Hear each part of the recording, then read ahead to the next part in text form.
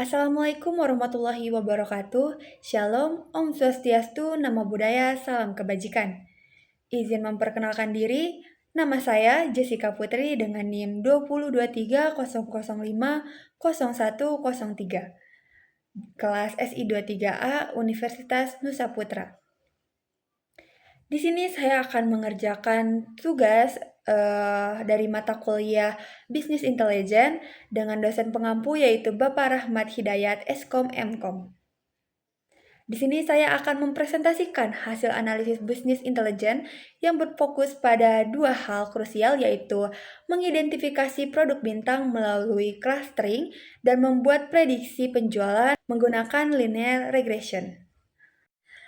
Baik, pada tahap pertama dan kedua ini kita mulai dengan menyiapkan data dan alatnya. Nah, pertama-tama itu kita akan mengimpor di library utama, yaitu seperti Pandas, NumPy, dan Matplotlib. Apa sih itu? Kalau misalkan Pandas itu untuk mengolah data dan tabel, kalau NumPy itu untuk perhitungan, dan Matplotlib itu untuk memvisualisasikan. Selanjutnya juga ada kode PD Read Excel ya di situ. Itu tuh untuk apa sih? Nah, itu tuh untuk membuat data penjualan kita ke dalam program. Nah, di sini itu saya menggunakan nama datanya adalah dataset penjualan. Sempat juga Bapak bilang bisa cari dan bisa buat. Di sini tuh saya membuat datanya di Excel, membuat sendiri dan namanya adalah dataset penjualan makanan.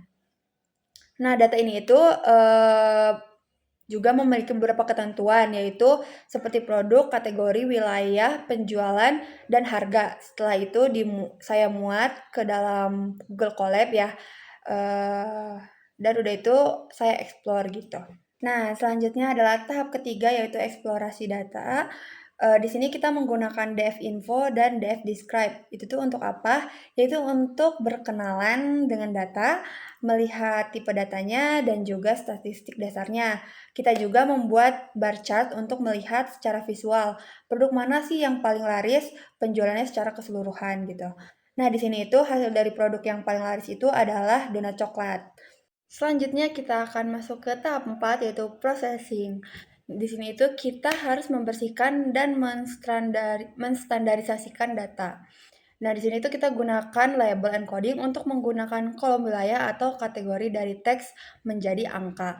Kemudian kita lakukan standarisasi pada data numerik seperti penjualan dan harga agar semua data ini memiliki skala yang sama sehingga model analisisnya bekerja dengan adil. Lanjut ke tahap 5 yaitu clustering analisis dengan algoritma Kamens. Tujuannya itu untuk mengelompokkan produk menjadi segmen-segmen berbeda berdasarkan harga dan jumlah penjualan. Pertama-tama kita tentukan dulu jumlah klaster terbaiknya menggunakan metode elbow. Setelah itu jumlah klaster ditetapkan, misalnya 3 atau 4, itu kita langsung eksekusi di Kamens untuk membagi produk ke dalam kelompok tersebut secara otomatis. Nah, ini adalah hasil visualisasi hasil cluster. Di sini kita bisa melihat produk terbagi menjadi beberapa kelompok. Berdasarkan interpretasinya, cluster yang berada di titik tertinggi itu adalah penjualan tinggi dan harga yang ideal.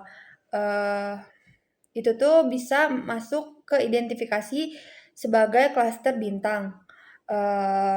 Ada juga dan yang si cluster bintang ini tuh adalah kelompok yang paling berpotensi dan harus diutamakan gitu. Dan sebaliknya, ada juga klaster yang berada di bawah atau penjualannya rendah yang harus dievaluasi lebih lanjut strateginya bagaimana.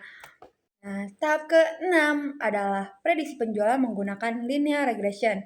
Di sini kita mencoba meramalkan penjualan bulan depan menggunakan variabel harga dan wilayah. Sebagai acuannya yaitu setelah model dilatih, kita ukur performanya dengan R2 score. Tapi sayangnya hasil evaluasi menunjukkan nilai R2 score ini sangat negatif, yaitu minus 54.623. Nah, angka ini itu mengidentifikasikan model prediksi kita gagal total dan tidak dapat digunakan sebagai acuan stok bulan depan. Jadi kita itu harus mencari model yang lain gitu. Dan yang terakhir adalah tahap ketujuh yaitu insight bisnisnya berdasarkan seluruh analisis. Kesimpulannya adalah produk paling laris itu secara umum produk yang termasuk dalam klaster bintang dan berada di wilayah pusat kota adalah sumber kekuatan utama, yaitu yang tadi donat itu. Dan nilai evaluasi model R2-nya itu mulai prediksi gagal total R2 sebesar minus 54.623,2. Oleh karena itu, kita perlu insight baru. Saran strategi bisnisnya itu adalah fokuskan semua sumber daya pada produk klaster bintang dan segera ganti model prediksi ke pendekatan yang lebih canggih seperti time series analysis. Sekian video presentasi dari saya. Terima kasih atas perhatiannya dan mohon maaf bila ada salah-salah kata karena saya juga masih belajar. Wassalamualaikum warahmatullahi wabarakatuh.